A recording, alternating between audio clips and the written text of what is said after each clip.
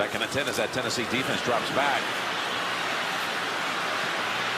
Has Long who tried to make a diving and tipped at Mahomes, who tiptoes inside the 10.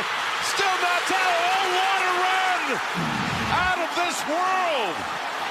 Touchdown, Kansas City. Almost, I mean, watch this. I'm like, okay, he's probably down. He's going to run out of bounds. Oh, gives him a little shake. Oh, he's definitely. No, I'm going to keep going. Come back in. 3 more guys. No. You are listening to KC Sports Network, the #1 podcast network for today's Kansas City sports fans. With former players from your favorite teams, informed perspectives, and former insiders, this is the place for you. KC Sports Network is proudly presented by Emprise Bank, your partner in possible. What's up, Chiefs Kingdom? Today's factoid for you before the Chiefs take on the Tennessee Titans on Sunday night. Both of these teams come in dominating on third down on their respective side of the balls. The Chiefs offense coming into this game ranked #1 in the NFL, converting 51.9% of third downs. While you look at the Tennessee Titans defense, they rank #1 in the NFL as well on defense and not allowing third down conversions at just 25.6%. We talk a lot about stats, talk a lot about taking care of the football, converting on third down, converting inside the red zone, all those key stats. Well, if you're looking for one stat to keep track of on Sunday night, keep track of third downs while the Chiefs offense is on the field. That is going to be a big one. Thanks for watching. This is KCSN Update, your daily Chiefs podcast and video from us here at KC Sports Network. I'm BJ Kissel, founder of KC Sports Network and former Chiefs insider and reporter. It's Friday, and that means we are going to be joined by Pro Football Focus's Trevor Sikkema for his 3 key matchups. He'll give us some stats from over there at PFF that you can't find anywhere else. I always enjoy talking with Trevor. But before we bring on Trevor to get his key stats and key matchups going into this game, let's get a quick word from our friends over at DraftKings. You can make every play feel as exciting as a Patrick Mahomes deep ball with DraftKings Sportsbook, an official sports betting partner of the NFL, and their unbeatable offers. Right now, new customers can bet any $5 NFL bet and get $200 in free bets if your team wins. And check this out. In addition to the usual bets, everyone can boost their winnings with DraftKings stepped-up same-game parlays. Chiefs are 12.5-point favorites on Sunday night. That line started at 11, has moved up to 12.5 with an over-under of 46. And to make things even sweeter with DraftKings, you can step up on these same game parlays once per game day all season long. Download the DraftKings Sportsbook app now and use promo code KCSN to get $200 in free bets. If your team wins, just place a $5 bet on any football game. Only at DraftKings Sportsbook using code KCSN. Minimum age and eligibility restrictions apply. See show notes for details. All right, welcome back. And now we are going to be joined by Pro Football Focus's Trevor Sikkema, as we are every Friday. Trevor, how we doing, man? I'm doing great, BJ. How are you? I'm doing well. I'm excited. It's been too long for Chiefs football. I'm starting to get a little twitchy, get a little antsy after the bye week. And we have to wait even longer watching through all the other football games on Sunday before this matchup on Sunday night. And I want to get into these matchups with you. I love talking football with you just because you've got the stats. You always bring a little something different to this and educate us in some way. And so as you were looking through and kind of studying this matchup on Sunday night between the Chiefs and Titans, 2 teams built in completely different ways when you look at them offensively. Not that that's not been the case for the last few years. But one thing that we know that has been the case for the last few years, and we're talking about this Titans team, is that they are really built, obviously with Derrick Henry on the offensive side, but defensively, it starts with the guy at 98 up front. I mean, he really sets the tone for what they do defensively. No, truly. And like that has to be my first X factor or key matchup that we have in the game is how the Tennessee Titans are going to use not just Jeffrey Simmons, but also guys like Terry Tart, Denico Autry, guys who are playing well along that defensive line. And the main, I guess, matchup point that I actually have to talk about is the creativity of where you're going to line these guys up. Now, thankfully, the Chiefs are no stranger to this, right? They have Chris Jones on their defense. So the offensive line gets to go up against Chris Jones, aligning in a lot of different spots in practice as they kind of try to figure out the best ways to find the weak links in different offensive lines every single week. They get to kind of have that advantage where you're going up against a guy who, when you talk about the best interior defensive lineman in football, it's Aaron Donald, it's Chris Jones, it's Jeffrey Simmons. And so it's not like this is going to totally catch them by surprise, I think. So they'll be ready for it. But specifically how the Tennessee Titans are going to use ET stunts, which is end tackle stunts. So people normally hear like TE, where the tackle's the one who's crashing, the end is the one who's coming around, the guy with more speed, he's the looper behind. But I'm actually curious to see how many stunts and games we get where it's the defensive end that's crashing inside to take up multiple blockers. And then it's Jeffrey Simmons as the looper on the outside, because that then gets him one-on-one matchups against the Chiefs offensive tackles, which we've talked about here on the show before as being the weak link. If you go head up Jeffrey Simmons against this Chiefs interior offensive line, the interior offensive line is good enough. Like, they've got help around him. All three pieces seem to be really strong. And so it's not like Simmons isn't going to get his. He's still going to eat even in those normal situations. But how many times a game can you find success getting Simmons up against the lesser offensive lineman, I guess I'll say, for the Chiefs? That's something that I'm really looking forward to, is how much creativity are they going to be able to go with? How can they align Jeffrey Simmons in different ways to get him the best one-on-one matchups? And then it's not just him as well. I named a couple of other guys on the defensive line who can have a lot of success when you start getting very creative, when you start executing those stunts and twists and games, whatever you want to call them, very well. So the Titans are a team that presents a unique defensive front, at least in theory, of what they might be able to do. And I'm very curious to see how creative they're going to get, because if you just straight up rush, even with a guy like Jeffrey Simmons, if you just straight up rush against the Chiefs offensive line, I don't think you'll rattle Mahomes the way you need to. But if you really start messing with their head, if you start getting into some blown assignments, not good enough communication, letting a free rusher come one way or the other, that's when you really start to get the pressure that's so great that even like a guy like Mahomes might not be able to overcome it. So those are the handful of plays that I think can make the difference in the game in that portion. It's interesting you bring that up, because I had a really good conversation yesterday on KCSN Update with Teron Davenport, who we all know has been in these circles since we've been covering the NFL, does a phenomenal job, really understands the game, breaks down film, some things you don't necessarily see from beat writers at that level, but does a fantastic job. And one of the things that he said, or stories he gave about Jeffrey Simmons, was his performance against the Commanders earlier in this season, where there was a play that he was detailing that Jeffrey Simmons chased down Terry McLaurin from like 25 yards down the field. And then on the very next play, got a sack by chasing Carson Wentz out of bounds, not letting him turn the corner, and then stayed on the field for the next play. He couldn't remember what happened on the third down play or the next one. I guess it would be the second down play, but he couldn't remember what happened. But the fact that a player of that size and plays that defensive tackle position can run a receiver down and chase down, and has the energy to do that, stay on the field, chase the quarterback out, and then not tap his helmet, not come out and get subbed out, means you're talking with a different kind of athlete. So when you're talking about those ET stunts and all of a sudden bringing a defensive tackle around, some fans might be like, well, we don't see that. How athletic does the guy have to be? Well, Chris Jones plays on the edge, and you and I have talked about Chris playing out on the edge before, and actually talked with former Chiefs defensive end Alex Okafor, who's played with Chris and knows obviously knows him as a player, knows him as a person. He gave some really interesting insight earlier this week. So if you're catching this episode on YouTube or on our audio podcast, scroll back a couple of days and find that conversation with Alex Okafor, because that was really good. And then obviously the one with Teron Davenport yesterday. But that's a really good point. I think in this matchup, there's no scenario in which the Titans can win in which Jeffrey Simmons does not have a dominant performance, because he is the one that can really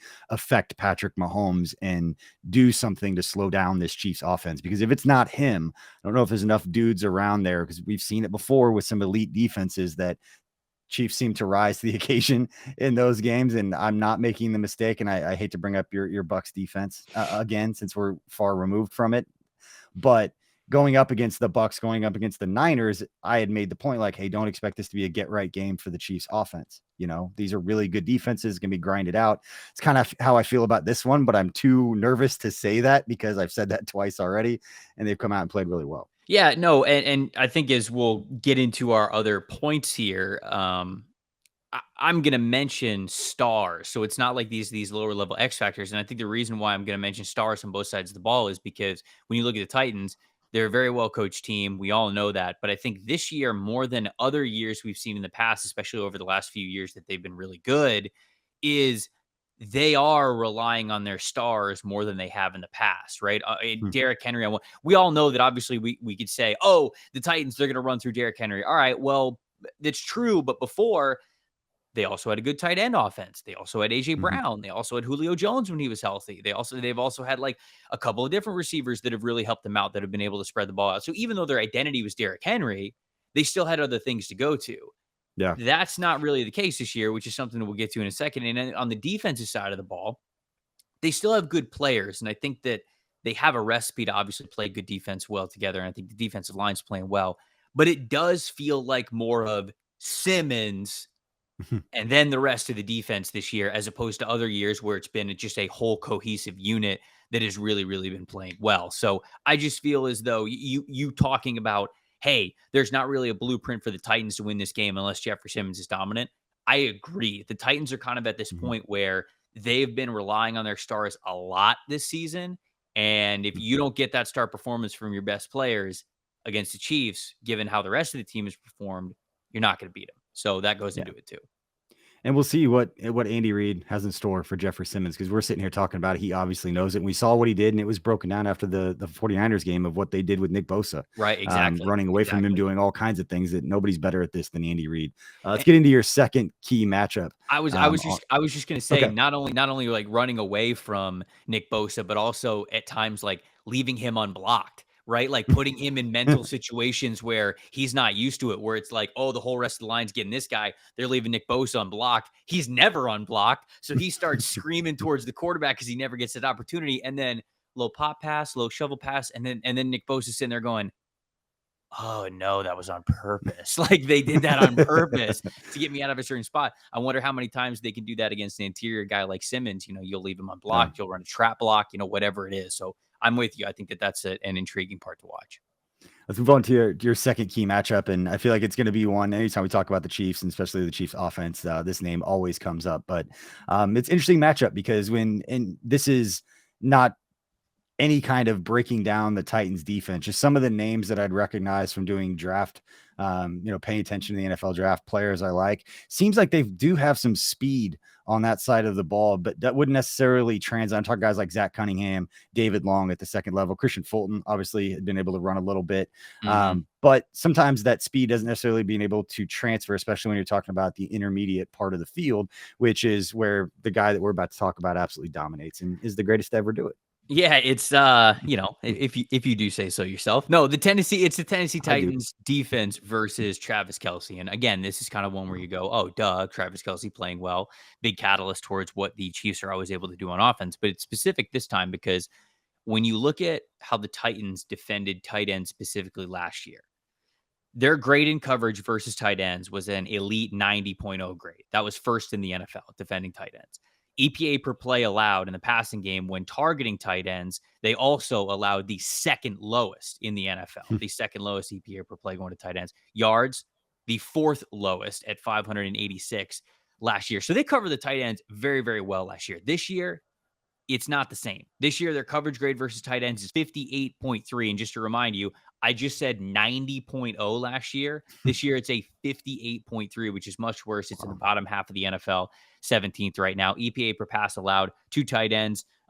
Instead of being second best last year, it's 24th now this year. So a big drop off there. And then yards to tight ends, they're 18th as opposed to being fourth best that we saw all of last year. Last year, they had guys like Elijah Molden, Janoris Jenkins, Kevin Byard, covering tight ends specifically either in man coverage roles or just in zones that are close to the tight end where it becomes their responsibility. Only guy that's been able to contribute this year in that regard is Kevin Byard, but they haven't had Byard watching those tight ends in a similar way. Last year, those three guys that I just named, they had above 85 coverage grades when specifically going after tight ends. Elijah Molden's been hurt this year. He's got a groin injury.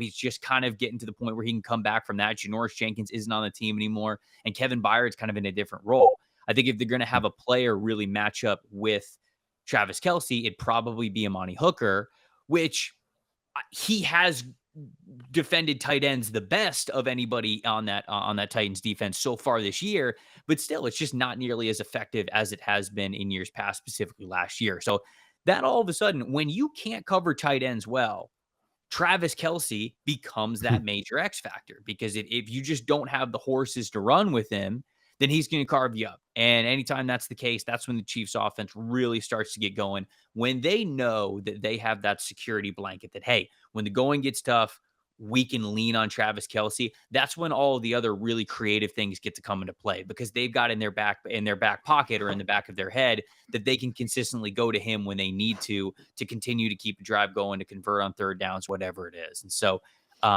that's just going to be a major point of emphasis for the Titans. Do they have those guys like they did last year to be able to defend the tight end in a better way than they have so far this season? Because at this point, the answer's been no. But, everybody gets up for the Chiefs. Everybody tends to play their best game against the Chiefs because it is the Chiefs. So we will see whether they kind of deploy something a little bit different, or whether they rely on maybe a guy like Monty Hooker to really do it for them. Trevor, I'm going to tell you right now, it makes me so happy when you say things like you're going to get their best shot because the Chiefs are the Chiefs. As a diehard, lifelong Chiefs fan, I do not take those kinds of comments for granted, because I covered this team 10, 12, 15 years ago. And I just didn't want to let that slide by and not just shout out. Anybody who's listening probably feels pretty good hearing that. Like, you know what? We are that, he is him. Like, we are that team.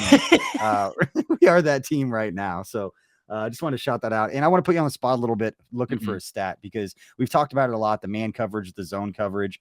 Where do the Titans fall within that rank? Because looking back a few weeks ago, and the one that sticks out to me was the Buffalo Bills, because they were the most dominant defense, number one defense in the NFL, playing, I think at that time it was like 75% zone coverage is what they were so good at. And yet when they went up against the Chiefs, it was like 53% zone. They played a lot more man, which has been the storyline. They talked about it on the national broadcast when you're watching the game, about how much more man defense the Chiefs are seeing. I'm just curious, as we head into this game on Sunday night, where do the Titans fall within that? Because a Mike Vrabel team, Chiefs fans are familiar with Mike Vrabel. Everybody around here said such nice things about what he is as a coach and just as a football mind. So I'm curious, for as good as their defense is and all those things that we've just been talking about, where do they fall on that spectrum of zone versus man? They play a lot of, I'm looking at it now, they play a lot of single high for sure. Most coverage that they've played has been, we've got it recorded, they've played cover 3 the most, 27%. And then next most is cover 1. So it's both single high alignments. I'm sure Kevin Byard has a lot to do with that. So 27 and 17%. And then you get into cover 2, then you get into quarters that a lot of other teams are kind of having to do, and all that. And then you get into a chunk of red zone and different kinds of looks there. They've only played 0, actually, 8 snaps this year. Good for you. Good for you, Titans, keeping a safety back there. But most of the What'd you say? What? No, go ahead. I'm going to change the subject real quick, because I'm very curious on how many times the Chiefs have played cover 0. Where is Steve Spagnuolo on cover 0? Because he's going to be up there. But it's just, I'd be surprised he went up there a little bit. A lot of single high stuff. That the Titans have been playing this year. They seem to be very comfortable with it. And when you play single high, that means that seam pass is open often. That's, right in between where the corner zone is and where the safety zone is. You can almost find that seam up the middle. It's kind of the term that everybody uses. And so that is a area where tight ends often target. And it makes sense that Titans have not been as strong guarding tight ends in that regard. If you're playing a lot of single high, that cover 3 and cover 1 are the coverage deployments that you play the most, that puts you susceptible to tight ends really carving you up. So a little bit of give and take, as defense always is, but clearly they've been okay deploying what they have. They think it's their strength. They're all right with giving up some easier looks to tight ends. But are you okay with giving up easier looks to Travis Kelce? Because that's a completely different beast. So let me look here real quick. How many cover 0 snaps have the Chiefs played? You know what? While you're looking that up, we're going to take a quick break right now to pay some bills at KC Sports Network, and we'll be back with Trevor's final point right after this. All right, we're back with Trevor. He has found this stat talking cover 0 with the Chiefs defense. What did you find out? It says 8. It says 8 coverage snaps. So Spags didn't go too crazy. Those are all in the red zone then.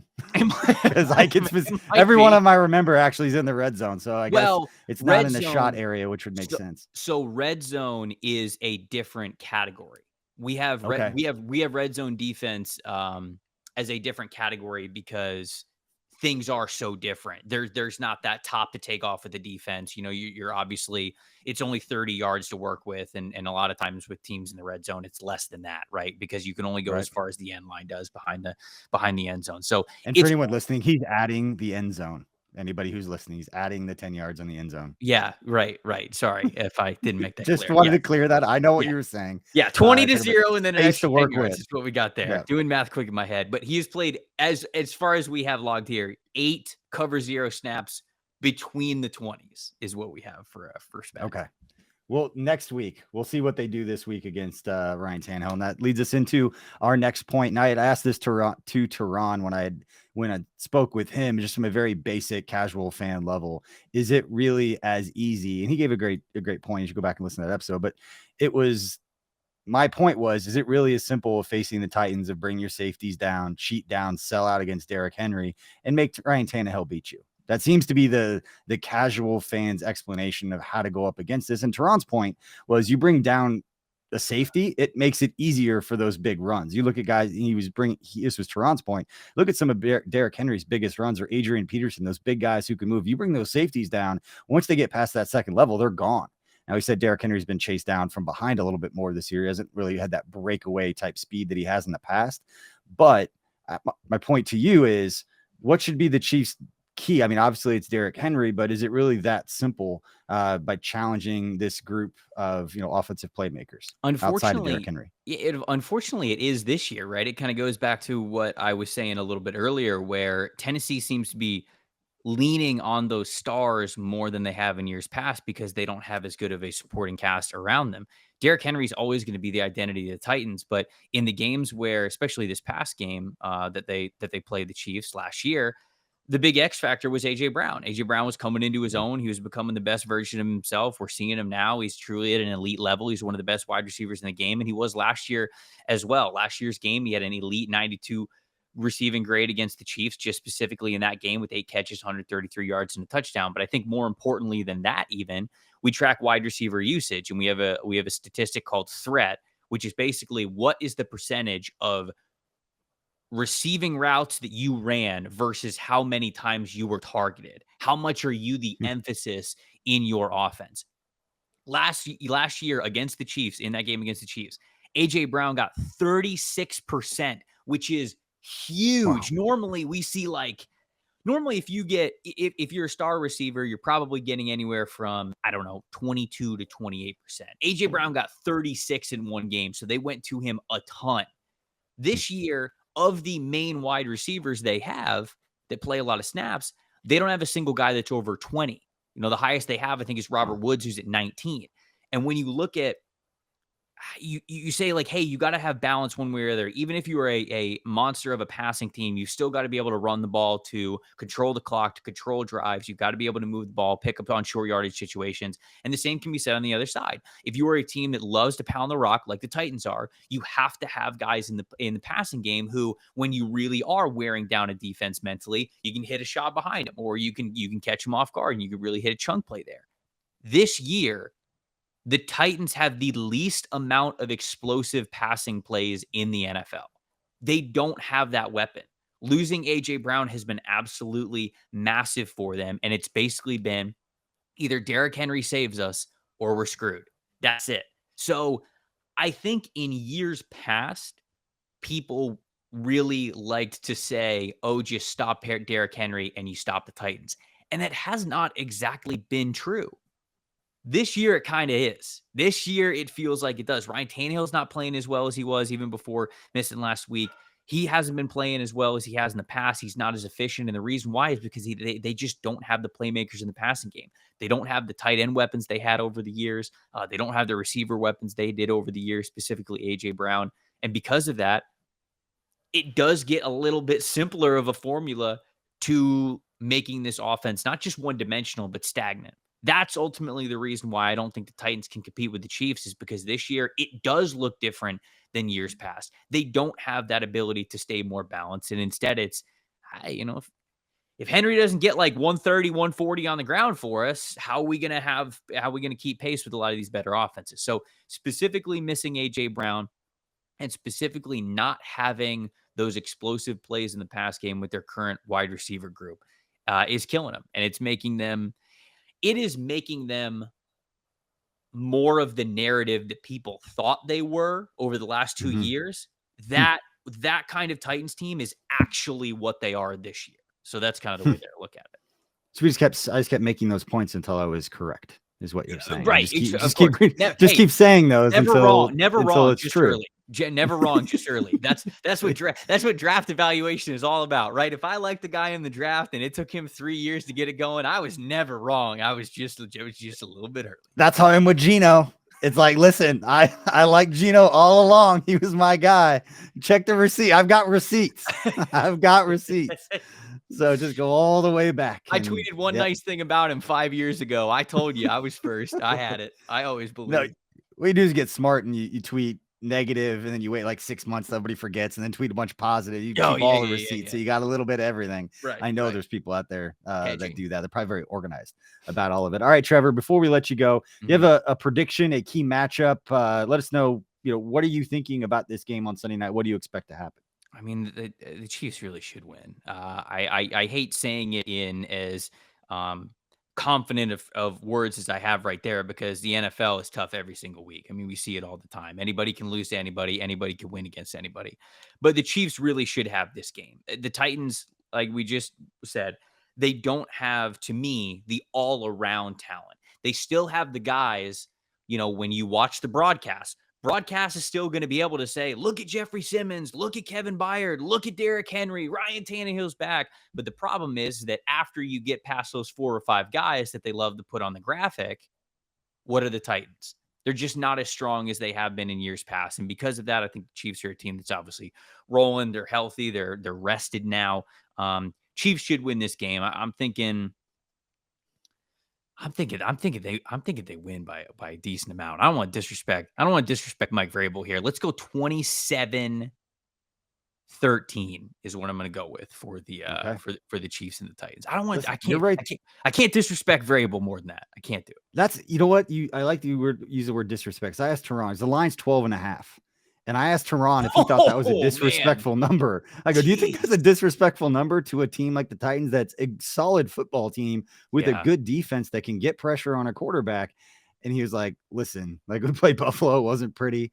And he was like, you know what? The Chiefs are the Chiefs. Like, you've got to be able to score with them. And we were just not built like that unless the Chiefs offense just really struggles. And I think unless Jeffrey Simmons is wreaking havoc up front, I just don't see a scenario in which they make the Chiefs offense so uncomfortable that they don't put up at least 30 points. I mean, they're averaging 31.9. I know the Titans are good. The Chiefs are at home. And for whatever reason, when they've played really solid defenses, they have absolutely been on fire offensively. So expecting to see that again, but I've been a little gun shy just because of what I've done in the past, saying, hey, don't expect a lot from the Chiefs offense in this one. I almost said 33 for the Chiefs, but out of respect for what Vrabel has done over the last 3 years, I'll say 27. So they still don't cover. They still won't cover the 12 points, but they didn't have him giving up 30.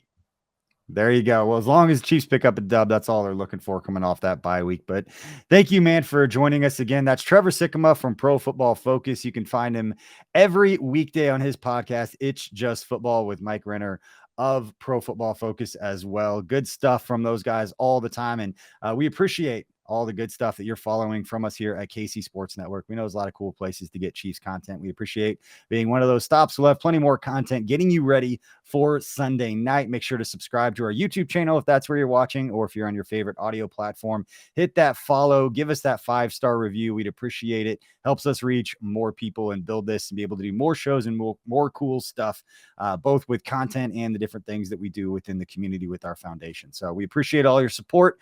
Chiefs Kingdom. Can't wait for Sunday night. We'll have to battle through together, watching all the rest of the NFL. But yeah, we'll have you covered, and we'll see you next time.